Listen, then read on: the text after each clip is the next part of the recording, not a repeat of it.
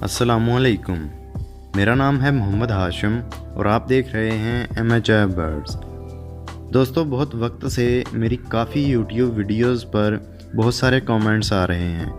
बहुत हौसला अफजाई वाले कमेंट्स भी होते हैं, लेकिन साथ ही साथ बहुत से क्वेश्चंस भी होते हैं जो कि मैं मोस्टली उनको कमेंट्स में ही आंसर कर देता हूँ। लेकिन बार बार पूछे जाने वाले कमेंट्स मोस्टली यही होते हैं कि भाई मेरा पैरट बीमार हो गया है, मैं क्या करूं, उसे ज़ुकाम हो गया है, क्या करूं, बुखार हो गया है, यानी कि बहुत सारे मसाइल जो कि लोग कमेंट्स में पूछते हैं।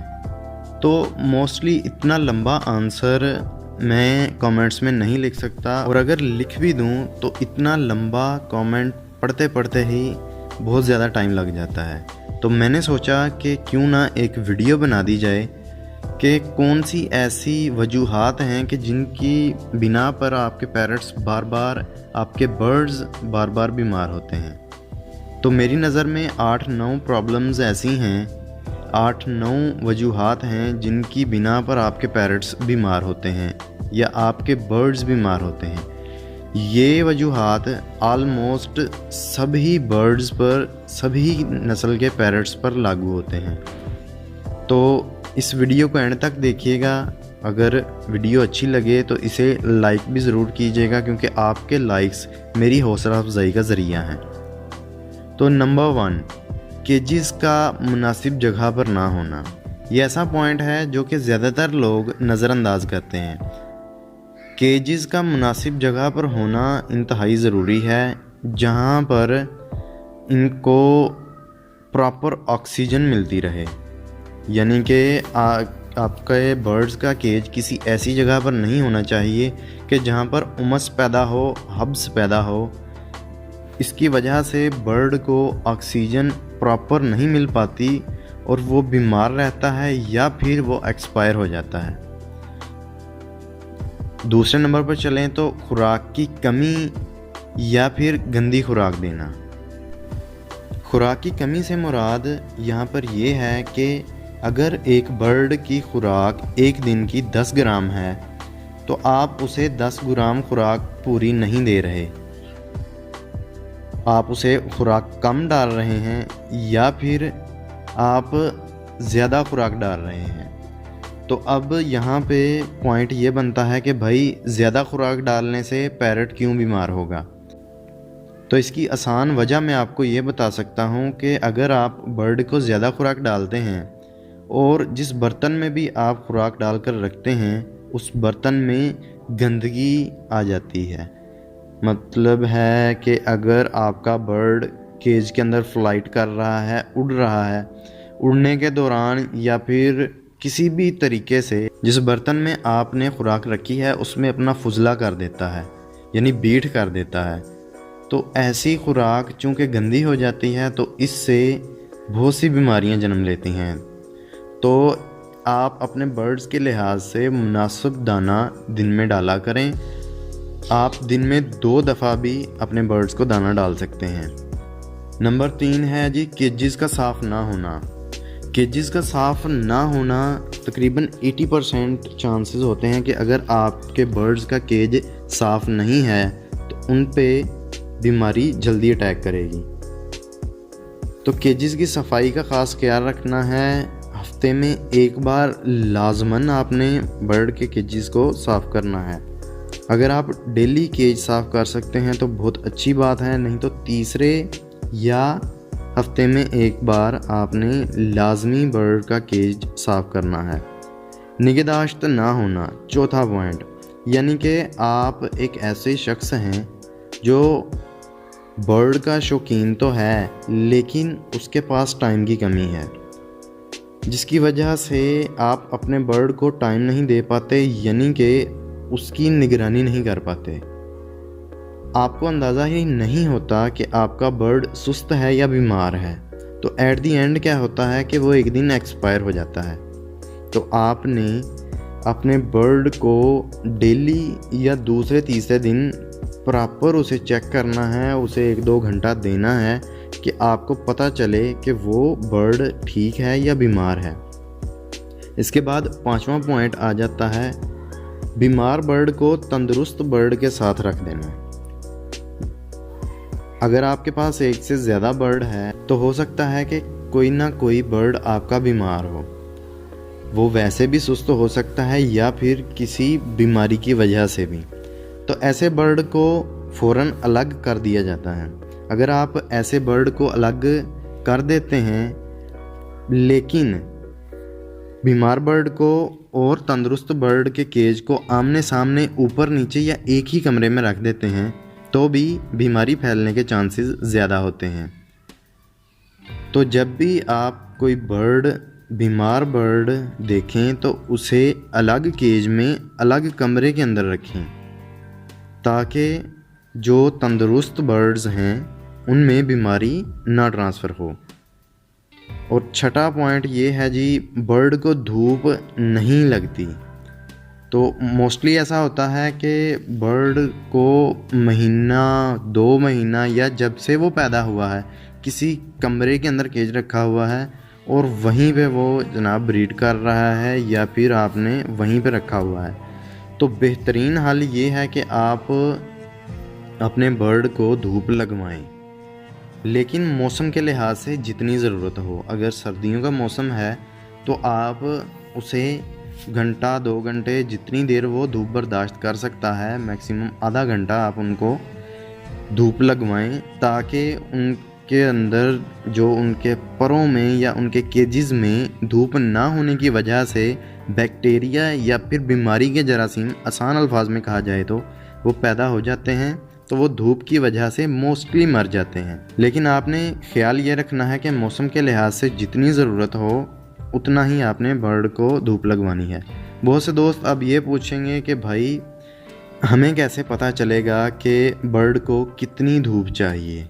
तो आप सिंपली अपने बर्ड को जब धूप में रखेंगे तो थोड़ी देर बाद आपको अंदाज़ा हो जाएगा कि वो धूप बर्दाश्त नहीं कर पा रहा, यानी वो अपनी चोंच खोल के सांस लेना शुरू हो गया है। तो ऐसी सूरत हाल आपने पैदा नहीं होने देनी, उससे पहले ही आपने बर्ड का केज उठा लेना है। अगर आपके केजेस फिक्स हैं, किसी कमरे के अंदर हैं जिनको धूप लग ही नहीं सकती किसी तरीके से भी, तो आपने मार्केट में सर्च करनी है। बहुत से ऐसे बल्ब्स अवेलेबल हैं जो कि 80% ये काम करते हैं कि धूप से जो एनर्जी बर्ड को मिलनी होती है वो बल्ब ही प्रोवाइड कर देता है। लेकिन इससे बर्ड को एनर्जी तो मिलेगी लेकिन बीमारी वाले जो जरासीम हैं वो नहीं मरेंगे। तो उसके लिए आपको स्प्रेज़ वगैरह का इस्तेमाल करना पड़ेगा। मार्केट में बहुत सारी स्प्रेज़ अवेलेबल हैं, वो आपको इस्तेमाल करवानी पड़ेंगी। या फिर आसान हल ये है कि सिरका सेब 1 लीटर के अंदर कोई 5-6 जो हैं खाने के चम्मच डाल दिए जाएं, या फिर कोई क्वार्टर जो है वो ले लिया जाए सिरका सेब, जिनकी आप तस्वीर इस वक्त स्क्रीन पर देख सकते हैं। क्वार्टर ये ले लिया जाए और बाकी इसमें पानी डालकर ये बर्ड्स के ऊपर भी स्प्रे किया जा सकता है और केजेस पर भी स्प्रे किया जा सकता है। तो इससे भी आसान हल ये है कि नीम जो है पाकिस्तान में आम पाया जाता है, नीम के पत्तों को, मुनासिब से पत्तों को 1 मुट्ठी अगर आपने पत्ते लिए हैं तो उनको गर्म पानी में उबाल कर लीटर या 2 लीटर पानी के अंदर, तो आपने उनको अच्छी तरह उबाल लेने के बाद उसको केजेस पर स्प्रे कर सकते हैं। इससे भी बीमारी वाले जरासीम जो हैं वो मर जाते हैं। इसके बाद 7वां पॉइंट ये आ जाता है कि एंटीबायोटिक कोर्स ना करवाना।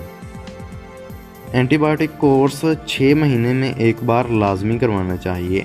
ND, IB, गमोरो, ये जो मोस्टली बर्ड्स पर अटैक करती हैं बीमारियां, इनका आपने एंटीबायोटिक कोर्स ज़रूर करवाना है। आप अपना बर्ड देख लें कौन सा बर्ड है, उस लिहाज से आप किसी भी जानवरों के अस्पताल, वहाँ से आपको बहुत सी जो हैं एंटीबायोटिक मिल जाएंगी। आप किसी भी डॉक्टर से मशवरा करने के बाद आपके बर्ड की नस्ल कौन सी है, उनकी तादाद कितनी है, आप वो एंटीबायोटिक्स जो हैं ख़रीदने के बाद इस्तेमाल के तरीक़ाकार के मुताबिक अपने बर्ड्स को इस्तेमाल करवा सकते हैं। बहुत सी एंटीबायोटिक्स हैं जो मैं रिकमेंड कर सकता हूँ, लेकिन इसलिए नहीं करूँगा क्योंकि मिकदार बर्ड्स के लिहाज से, बर्ड्स की नस्ल के लिहाज से मुख्तलिफ होती है और मिकदार कंपनी के लिहाज से भी मुख्तलिफ हो सकती है। इसलिए बेहतर यही है कि आप किसी डॉक्टर से रब्ता करने के बाद ही ये काम करें। इसके बाद 8वां पॉइंट जो कि 7वें से बिल्कुल ही अपोजिट है, वो ये है कि बिला ज़रूरत मेडिसन भी नहीं इस्तेमाल करवानी। मेडिसन लाजमी इस्तेमाल करवाएं, लेकिन जब ज़रूरत हो। जब आप बिला ज़रूरत मेडिसन बर्ड को इस्तेमाल करवाएंगे तो उसका नुकसान ये होगा कि बर्ड का नेचुरल जो मुदाफ़ती सिस्टम है, नेचुरल जो इम्यून सिस्टम है, वो ख़त्म हो जाएगा आहिस्ता आहिस्ता। नतीजतन ये होगा कि बर्ड का जब मुदाफ़ती निज़ाम इस काबिल नहीं रहा कि वो बीमारी को बर्दाश्त कर सके या उसके ख़िलाफ़ लड़ सके, तो बर्ड बार बार बीमार होगा और एट दी एंड एक्सपायर हो जाएगा। और 9वां पॉइंट जो कि फ़ाइनल पॉइंट है वो ये कि एक ही ग़ज़ा बर्ड को देना, यानी कि आपने जब से बर्ड रखा है या जब से परचेज़ किया है उसे एक ही चीज़ दिए जा रहे हैं। आपने मिक्स सीड अगर दिए हैं तो वही दिए जा रहे हैं, कोई उसकी डाइट में चेंज नहीं है।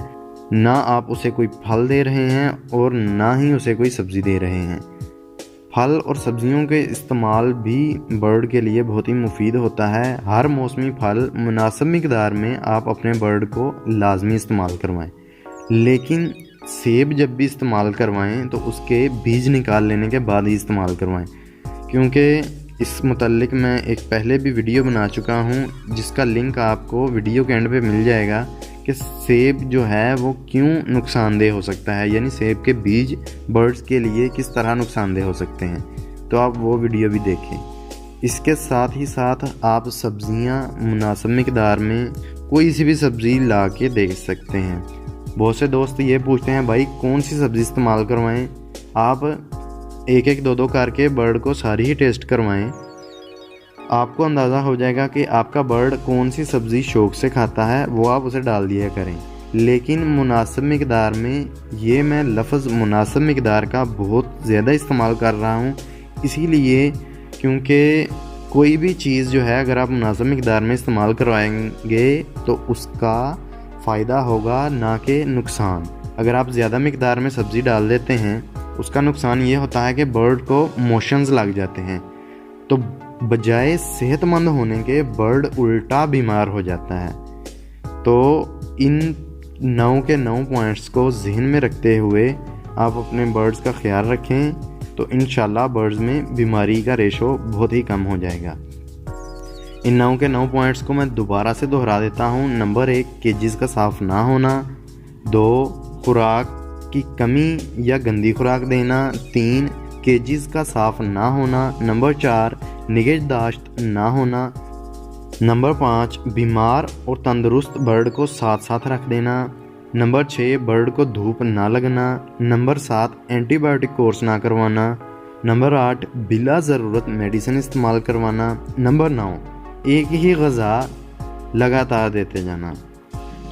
तो ये थे दोस्तों 9 पॉइंट्स जिनकी वजह से आपके बर्ड्स बार बार बीमार होते हैं। इन पॉइंट्स का ख्याल रखें, इंशाल्लाह आपके बर्ड्स में बीमारी कम से कम आएगी। तो उम्मीद करता हूँ कि आपको वीडियो पसंद आई होगी। पसंद आई हो तो आपको पता ही है कि लाइक किया जाता है और चैनल को सब्सक्राइब किया जाता है। कहने की ज़रूरत नहीं है, आप समझ ही गए होंगे। वीडियो को एंड तक देखने का बहुत बहुत शुक्रिया। अल्लाह हाफिज़।